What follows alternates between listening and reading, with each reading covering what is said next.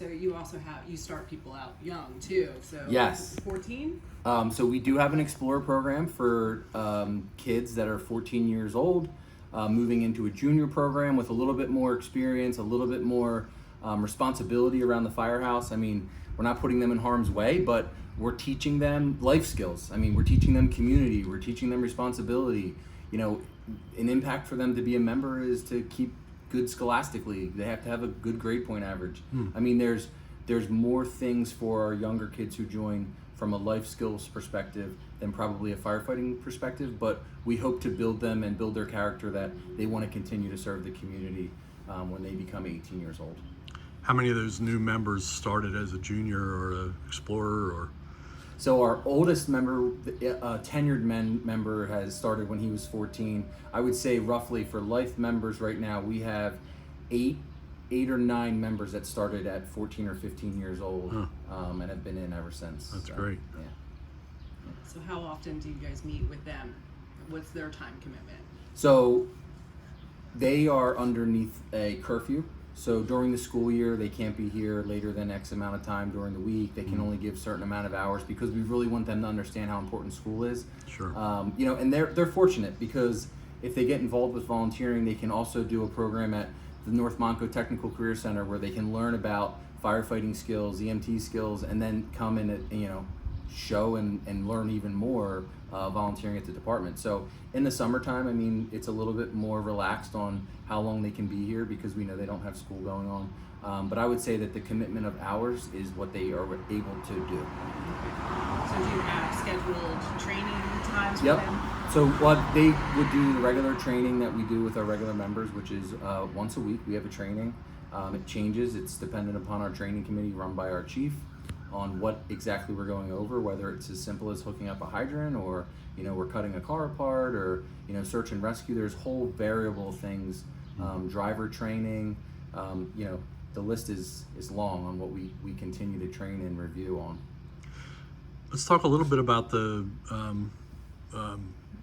are you working with the township in terms of public works guys, or is that just Hatfield? So phase one of that is them working with Station 17, and I know that they have their EVOC training done. They've done pump 1 and pump 2. We did an EVOC training with Station 14, and one of the gentlemen that's a Public Works employee was, you know, I mean, he volunteers with another department in the other side of the town, and you know, we would really like to continue that partnership with the township as we look towards the future and, you know, have them help us during the day driving trucks as well. Yeah, they seem pretty jazzed about it, and the guys seem to like it too. Yeah. You know? So it's cool. It's a good partnership there. Can you talk a little bit about how the challenges of recruiting have either limited the department or, you know, have made the department's work more challenging? So from a recruitment perspective, you know, departments have opportunities to get SAFER grants, and SAFER grants can be used to, you know, do a per diem for calls and, you know, things of that nature. I think the biggest piece is when you get someone into the door, you know, we want to make them feel successful. We want to make sure that they're getting the training they need because it's easy to join. But it's almost like you're a volunteer until you put your name on the line, and then there's like, hey, there's these things that you need to do. The best thing that we find is getting them involved with something quickly, whether it's a committee, to really help establish them and give them purpose in the department.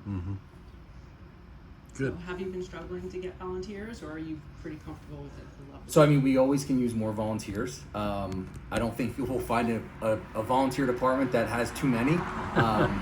It is something that there's ebbs and flows to it, and you know, it seems it runs in a routine where they'll be very active in the beginning, and then it's keeping their interest, and you know, that 5-year mark is really what makes or breaks that volunteer.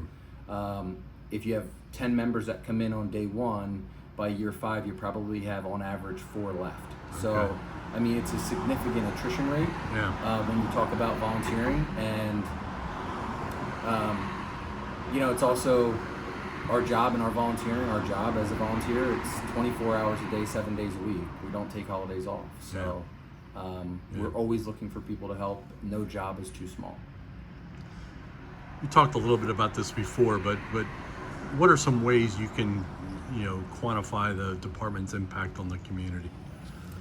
I think being a member of the community and talking to people in the community, and being involved with, whether you're in representing the fire company or you're just at a community event, the excitement, especially around seeing kids when you show up with a fire truck, or you're at an event and they know you're a firefighter, or someone's walking by and you're like, hey, why don't you come up and take a look at the truck?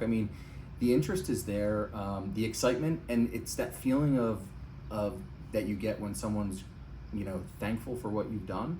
And it's not that you're looking for a handout, you're just just someone to appreciate or show appreciation to a volunteer means so much, because it's a serious job that we're volunteering to do, and we don't get it, there's no paycheck. It's for the love of the community. So yeah.